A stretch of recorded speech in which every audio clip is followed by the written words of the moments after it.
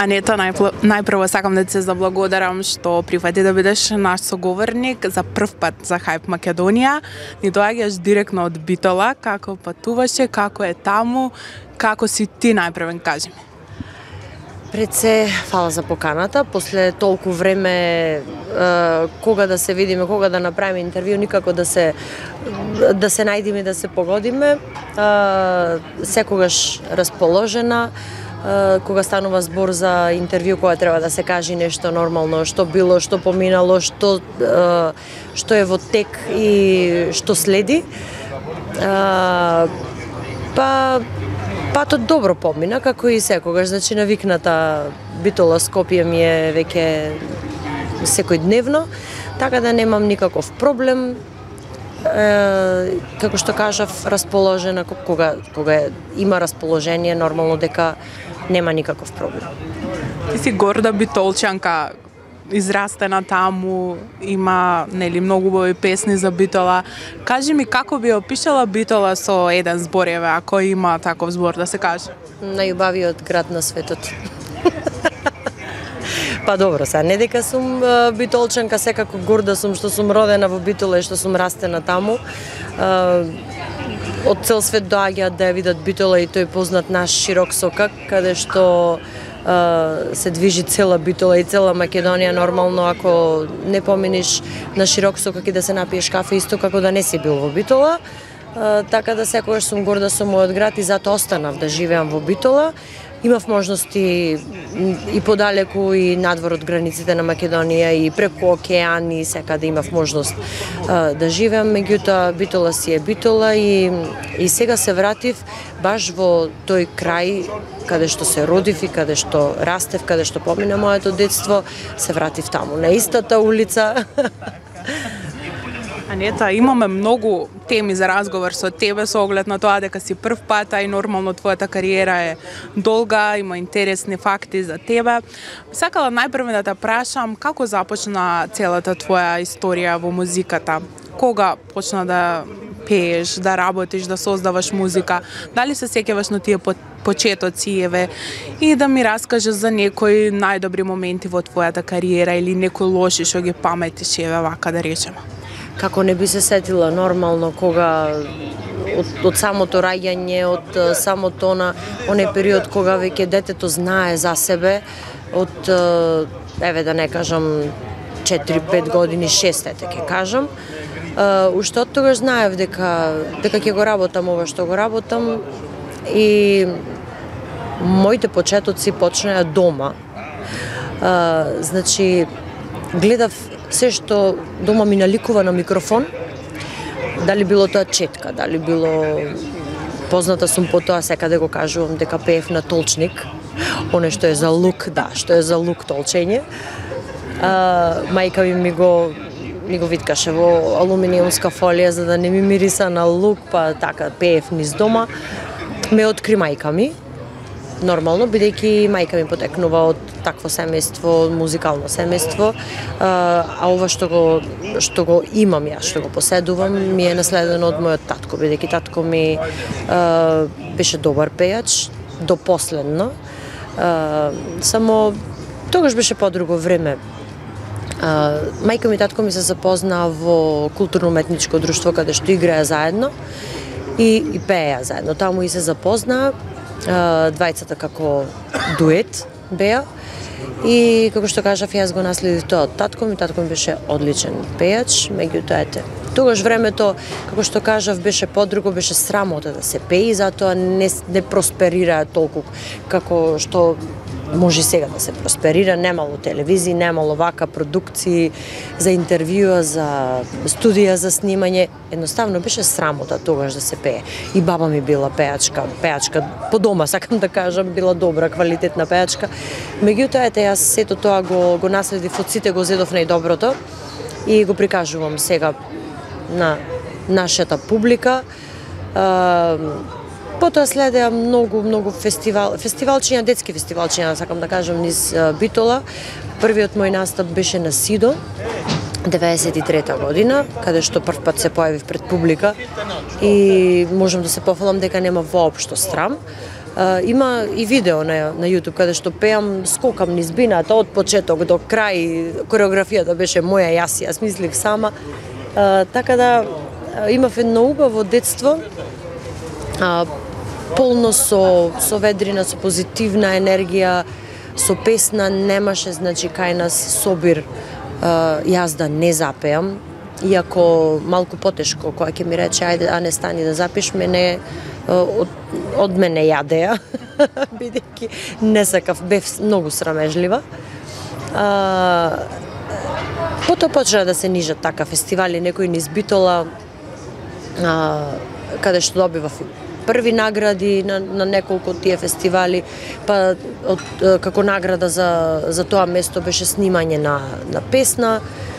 Бев активна, значи, од самиот почеток, кога почнав на 9,5 години, почнав првиот настап кога ми беше на СИДО 93-та, бев активна цело време. Мајка ми не оставаше фестивал, значи, да помине, а јас да не бидам присутна. Беше многу активна и ме носеше буквално секаде каде што требаше. Првиот мој настап, да речеме, на тие поголеми фестивали беа Цветници, Валандово, па песна на летото во Охрид, многу настапи, се додека не влегов во бенд. Помина тоа што помина тие години во тој бенд и се остварив како една личност, како една естрадна уметничка, да кажам. И ден денес го работам тоа што го сакам и ќе го работам до крајот на мојот живот. Додека можам, додека ме крепат нозете нормално. Што би кажала на Анета ако ја сретнеш на матурска вечер? Ете едно клик прашање. Ти како матурантка, дали се паметиш основно, средно, што би кажала? Дали нешто за изгледот, дали еве некој совет да не прави така, да прави така, да продолжи? Што би кажала? Па, еве ќе влезам во кожата на неколку девојчиња што сме се сретнале, што сме се виделе и секогаш ми даваат пофални зборови, така да и јас би рекла само продолжи понатаму, животот е твој, прави го тоа што го сакаш и биди своја. Мораме малце во нашите интервјуа секогаш разговараме, нели, за почетоците, за кариерата, за приватниот живот, што најмногу од нашите гледачи ги интересира. Па сакам да те прашам за почеток, тебе луѓето те препознаваат најчесто, нели, по твојот надимак Анета Молика, се знае со твојот бенд, што долги години настапувавте. Бендот се растури, меѓутоа името Анета Молика, јас слушнав дека ти не сакаш веќе да го користиш тој прекар. Зашто е тоа така? Зашто е тоа така? Па, тоа е едно време каде што, една мисија, да кажам, која што траела и на некој начин заврши. Точно е дека ме препознаваат како Анета Молика, меѓутоа јас мојата кариера ја започнав како Анета Љумаковска. И многу луѓе го знаат тоа и ме знаат како Анета Љумаковска и сега кога веќе се вратив како Анета Љумаковска, ништо ново не им дојде така нешто непознато, некој нов надимак. Едноставно само се префрлија на тоа. Добра Анета Љумаковска, да, не таа беше Анета Љумаковска. Тоа што било Анета Молика било поминало и едноставно не сакам да се сеќавам на тој период. Имало и убави моменти со бендот, нормално сме патувале, сме одржувале концерти надвор од Македонија, и Австралија, Канада, Америка, секаде низ цел свет. Меѓутоа, сега ова Анета е нова. Анета Молика повеќе не постои. Сега сум Анета Љумаковска. Тоа е моја одлука што јас одлучив така, значи да продолжам како Анета Љумаковска. Тоа било поминало. Не сакам ни јас да се сеќавам, а не сакам ни народот да се враќа наназад што поминало. Сега сум таа што сум, веќе имам нов живот, имам нови песни, буквално како да сум се родила сега. Нова кариера, се родив сега, меѓутоа ете останало тоа што било Анета Љумаковска и за мене е ново нормално, меѓутоа кога ќе се вратам наназад сум имала кариера и како Анета Љумаковска, така да останувам вака и полека ќе ги навикнам јас, ќе ја навикнам мојата публика. Кога ќе ми кажат Анета Молика, не. Бивша Анета Молика, сега сум Анета Љумаковска и полека ќе се навикнат.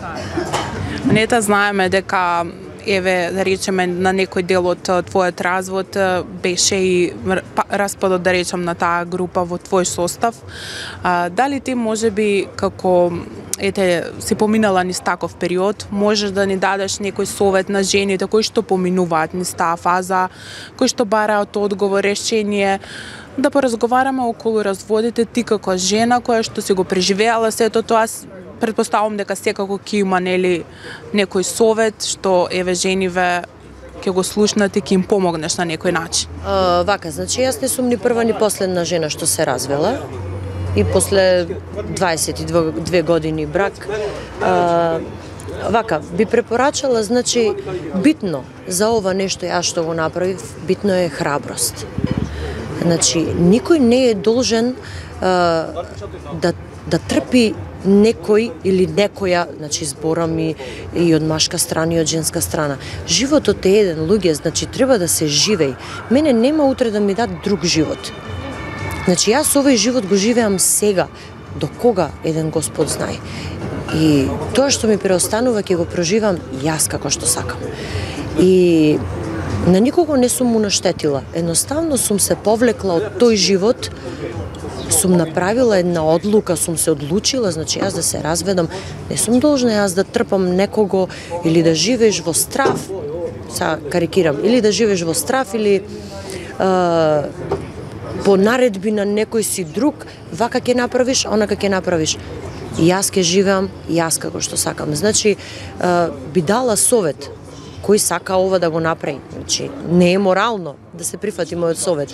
Меѓутоа, кога силно се сака нешто, треба стварно да се направи, да се има храброст и нормално треба да се има и грб и поддршка. Дали може да се остане добар пријател со тој човек или жена со која што се развел некој, еве, или можеби ти твоето искуство да го кажеш? Зошто да не може? Може, меѓутоа во мојот случај не е така, затоа што едната страна не сакаше вака да биде. Јас сакав да биде вака и затоа ретки се тие случаеви што еве после развод би останале во добри односи. Ако е секако што треба, ако е спогодбено и ако е, значи, од двете страни, ако е како што треба, како што кажав, зошто да не? Зошто да се живее живот под притисок? Никој не е должен да живее таков живот. Можно е да се остани во добри односи, меѓутоа, ете, кога со сила убавина не бива едноставно. Дали може би ти би ни открила причината за твојот развод, еве да речем? Јас кажав и тогаш кога беше пресно на една телевизија, значи причината може да биде се и се што, може да биде губење на чувства после толку години. Не мора да е неверство, а и да има неверство. Зошто не се запраша таа друга страна? Зошто има неверство? Зошто да се бара грешката во некој друг? Зошто, ако мене ме изневерил сопругот, јас прво ќе се запрашам која е грешката кај мене, значи има некој недостаток, значи кај мене не е како што треба, за да се случи нешто такво. Не мора да е неверство, може да е губење на чувства, може се и се што да е. Не мора да е причината неверство или било што, како што се претежно сите разводи, тој ме изневери, таа ме изневери, не. Значи може да си фамилиарни проблеми од страна на сопругот, од страна на машката страна, од страна на женската, родителите, ете, има секакви случаеви, значи не е само тоа. Веќе редите успеси со Да Капо бенд. Како дојде до таа соработка, како се запознавте, дали те слушаат? Дали им кажуваш како треба, како не треба, како вие се вашите турнеи, како го поминувате заедно времето, дали се сложувате? Со оглед на тоа што се многу помали од мене во години, треба да ме слушаат. Меѓутоа, сите сме рамноправни. Едноставно, покрај нив, иако сум постара од нив, покрај нив се осеќам и јас како да сум на нивна возраст. Соработката дојде спонтано, така што после заминувањето мое од групата Молика, јас продолжив како соло кариера. Имав настапи со многу групи, со многу колеги, со многу пеачи. И на еден настап со Да Капо бевме договорени, значи јас посебно, тие посебно. Дојде до таква соработка, ете да свириме на една свадба. И едноставно некако, како што кажувам, јас секаде се пронајдов со тие деца. Буквално не се замара воопшто ниту за репертоар, ниту за тоналитет на песните. И само што заврши свадбата и вака си реков, тоа е тоа. Значи, ваква група мене ми треба, вакви деца ми треба за да продолжам понатаму и едноставно ете се договоривме, ајде да направиме договор, да направиме насредба, што ќе правиме понатаму, дали сакаш да пееш со нас, зашто да не, вие сакате да пеам со вас, сакаме, па зашто да не продолжиме понатаму. Така продолживме, значи се смена и страницата на Facebook, таа што имав како Анета Љумаковска, се смена Анета Љумаковска и Да Капо бенд, успесите се нижат, песни, дуети со мојот колега, настапи надвор од Македонија, бевме значи на турнеи во Швајцарија, бевме во Австрија за 8 март, така да продолжуваме понатаму со полна пареа и нормално нема да ги разочараме нашите фанови. Имавте рекорд на посетеност во Швајцарија. Над 4000 гости присуствуваа на вашиот концерт. За прв пат, значи во историјата на организацијата на Пирок, друштвото Пирок од Швајцарија, од Паерне, поточно, не се паметело, значи со толкава бројка, прв пат во кога организирале тие, ова беше, значи прв пат над 4000 посетители, што стварно ни е многу драго и за нас беше тоа предизвик да настапуваме пред толку народ. Тремата секако дека постоеше. Ние се покажавме во најдобро светло и мислам дека и организаторите се задоволни и дека ќе се видиме повторно. Има еден твој прекрасен хит, твојата песна Добар знак, снимен пред повеќе од 15 години или од прилика толку, да. Тоа е повторно актуелен и популарен на социјалните мрежи. Мислам дека секако знаеш дека една твоја колешка го препеа, има милион прегледи на YouTube. Кажи ми, како се создаде таа песна? Дали ти планираш, еве да речеме, да ја препееш од почеток или на тебе не ти се битни толку прегледите на YouTube? Ми се битни, како не, сакам да се отворат моите настапи на YouTube, моите видеа, секако нормално затоа и работиме, за да бидеме популарни, за народот да не сака. Секако дека добро ми дојде тоа, меѓутоа сакам да знаат дека таа песна е моја, дека јас ја снимив пред 14-15 години, иако малку го знаат тоа, и би сакала да препорачам во иднина, значи кој снима, нормално дека секој ќе снима што сака и од кој пеач сака, меѓутоа хубаво би било да се спомни, дали да се напиши, дали да се спомни усно и било како дека таа песна е од тој пеач, да се знае дека таа песна не е од тие што ја снимаат нормално, а секако сум благодарна на сите што ја снимиле таа песна, како и на секој пеач нормално би бил задоволен со тоа. Која песна во твојата кариера би сакала да избришеш? Постои ли таква? Некоја што еве си ја испеала, меѓутоа на крај си се покајала? Не, нема такви песни, бидејќи многу добро ги преслушувам песните пред да ги снимам. Неколку дена, еве да речам, си ја пеам по дома, да видам дали ќе ми легне, нормално и текст, и музика, и мелодија, и се. Така да секоја песна ми е снимена со добро преслушување претходно. Така да за никоја песна не можам да се направам пишман или да речам ова не требаше да ја снимам. Не. Секоја песна ми е драга. Тоа е исто како некоја мајка да ја прашате кое дете пој ќе го сакате, дали едното или другото. Машкото или женското или две машки, еве нека се не е битно, двете деца се од една мајка и сад ти да прашаш кое дете повеќе го сакаш. Тоа е истото, така да сите песни ми се драги и не би одвоила некоја песна, да речам дека не сум сакала да ја снимам. Анета, постои ли вистина во тие митови или муабети што ја кажуваат твоите колеги од естрадата, дека со добар бакшиш може да се купи еден стан во Скопје од прилика? Дали ти тоа го имаш искусено или може би се тоа само фалби, да речеме, од страна на твоите колеги? Ако одам Австралија, Америка, Канада, така една турнеја да направам, тогаш би купила. Не сум имала таков момент, значи од еден бакшиш да купам стан. Имало бакшиш, да, меѓутоа до толку, не знам, може би некој добива. Зависи како работиш. Точно е. Кажи ми, има ли некој момент од твојот живот што за секогаш ќе го паметиш? Момент од мојот живот? Па нормално моментот кога сум ја родила мојата ќерка, никогаш нема да го заборавам. Тоа ми е најголемото богатство во мојот живот и највредното нешто што ми се случило. И животот од пред 3 години па наваму.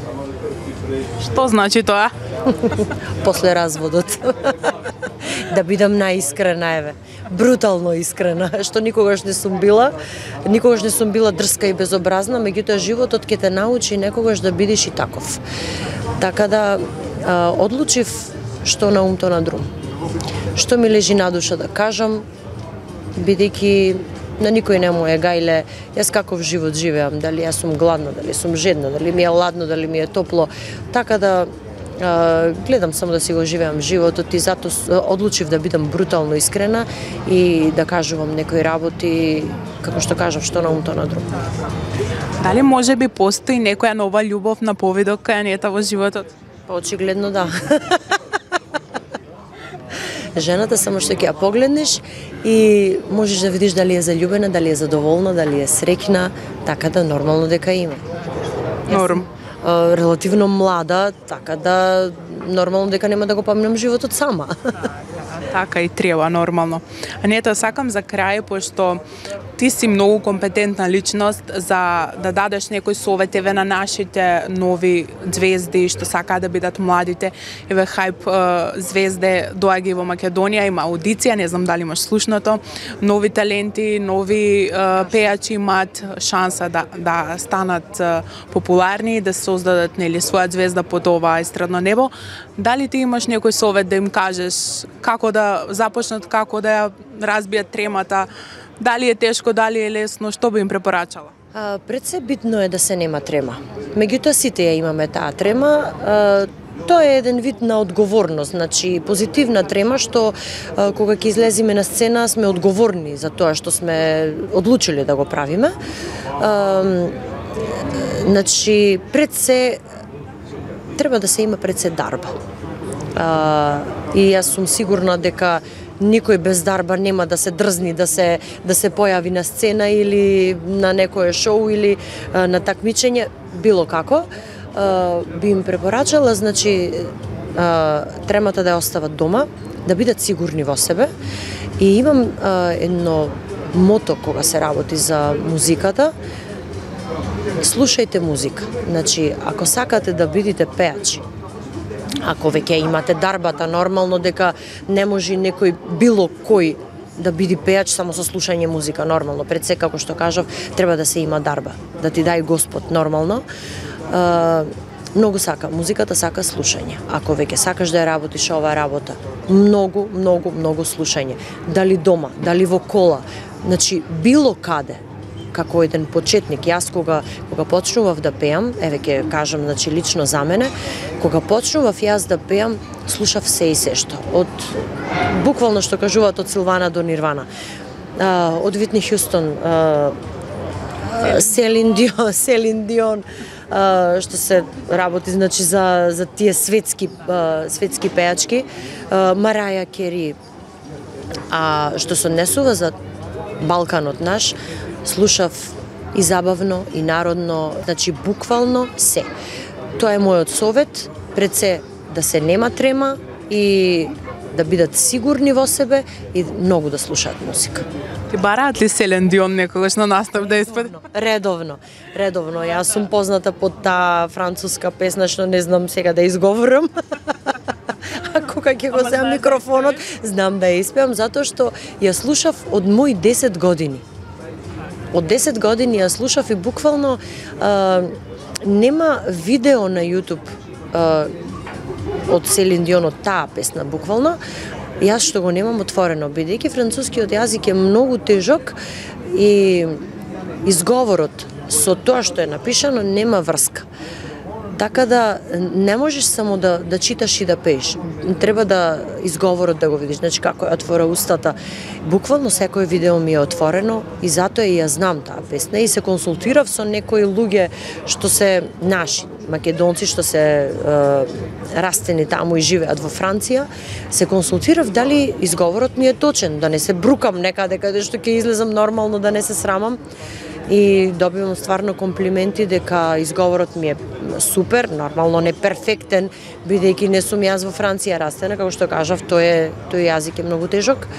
И така да ја барат таа песна и некогаш дури младенците отвораат со таа песна.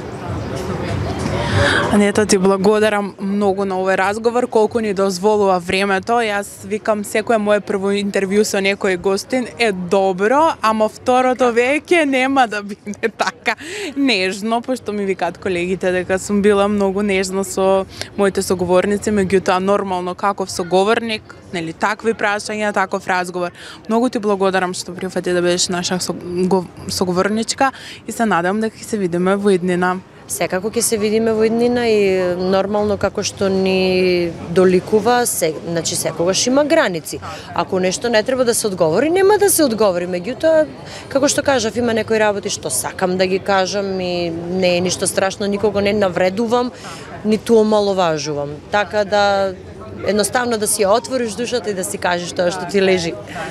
Ви благодарам уште еднаш за поканата и се гледаме наредна прилика нормално. Јас сум Анета Љумаковска, а вие гледате Хајп Македонија.